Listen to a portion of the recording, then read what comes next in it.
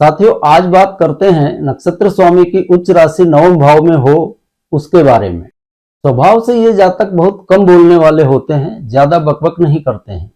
जातक अपने पिता की प्रिय संतान होता है। इसकी इच्छा शक्ति बहुत दृढ़ होती है और धार्मिक विचारों से परिपूर्ण रहता है।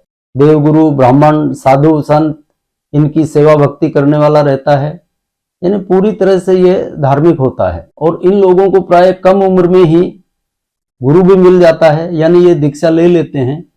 ऐसे संयोग बन जाते हैं कि कम उम्र से ही ये धार्मिक पथ की तरफ बढ़ने लगते हैं। हो सकता है इनके घर का माहौल ही ऐसा हो, तो ऐसा इनके साथ बहुत आसानी से हो जाता है। ऐसा जातक अपने पिता की सभी इच्छाओं को पूर्ण करता है।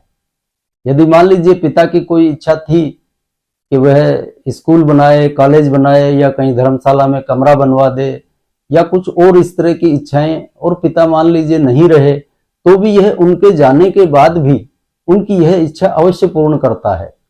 और इन जातकों को पग पग पर भाग्य का सहारा मिलता है। इन्हें जीवन में कोई बहुत बड़ी मेहनत, संघर्ष नहीं करना पड़ता है। इनको जो कुछ मिलता है वो भाग्य से ही मिलता है, और यह भाग्य ही इन्हें रास्ता भी दिखाता है और इनकी मंजिल तक पहुंचा देता है। यानी जीवन में जो कुछ भी इनको मिलेगा उसमें इनकी मेहनत की बजाय भाग्य का योगदान बहुत ज्यादा रहता है। अब नवम भाव में नक्षत्र स्वामी की उच्च राशि है, तो उच्च विद्या तो इनकी स्वाभाविक ही है कि पूर्ण हो ही जाएगी। इसमें कोई संदेह नहीं है, इनकी विद्या बहुत उच्च हो जाती है और विद्या में किसी तरह का कोई विघ्न, बाधा या अड़चन नहीं आती है। और ऐसे जातक निर्भीकता पूर्वक अपनी जिम्मेदारियों का निर्वहन करते हुए जीता है। इन जातकों में एक ही दुर्गुण होता है, जो कि देखा जाए तो बहुत बड़ा दुर्गुण है, कि इनको दूसरे के मुंह से अपनी प्रशंसा सुनना बहुत अच्छा लगता है। अब ऐसे में क्या होता है कि कोई भी ठग टाइप आ गया, इनकी प्रशंसा की और इनको चूना लगाकर चलता बनता है। तो इन लोगों को इस बात से थोड़ा सावधान रहना चाहिए और इस आदत पर किंचित अंकुश लगाने की जरूरत है। उपाय स्वरूप इन जातकों को अभक्ष पदार्थों के भक्षण से बचना चाहिए। यानी जीभ का जो चटोरापन होता है, उस चटोरेपन से बचना चाहिए कि ये खा लूं, वो खा लूं।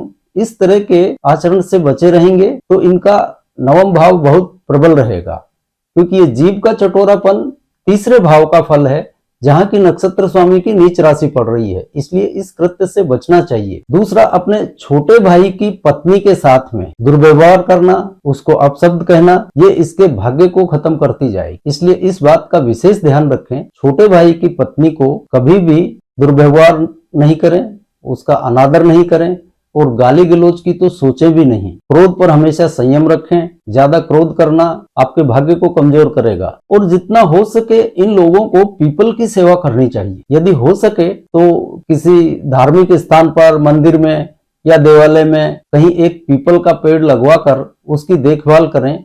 वो जैसे जैसे बड़ा होता जाएगा आपका भाग्य भी बढ़ता जाएगा। अगर गुरु धारण नहीं किया है ऐसे लोगों ने, तो वो किसी भी अच्छे गुरु से दीक्षा ले लें। गुरु का आगमन होते ही नवम भाव फल देना शुरू कर देता है। भाग्योदय वहीं से कहलाएगा। और घर में पीतल के पात्र में गंगा जल भर के रखें, और आपसे हो सके तो साल 6 महीने में एक आध बार गंगा स्नान अवश्य किया करें। यदि गंगा जी आपसे दूर हैं तो आपके आसपास की जो भी पवित्र नदी हो उसे ही गंगा समझकर उसमें साल 6 महीने में 1-2 बार स्नान अवश्य किया करें, तो आपका नवम भाव बहुत मजबूत रहेगा। तो आज हम नवम भाव के बारे में बात कर रहे थे।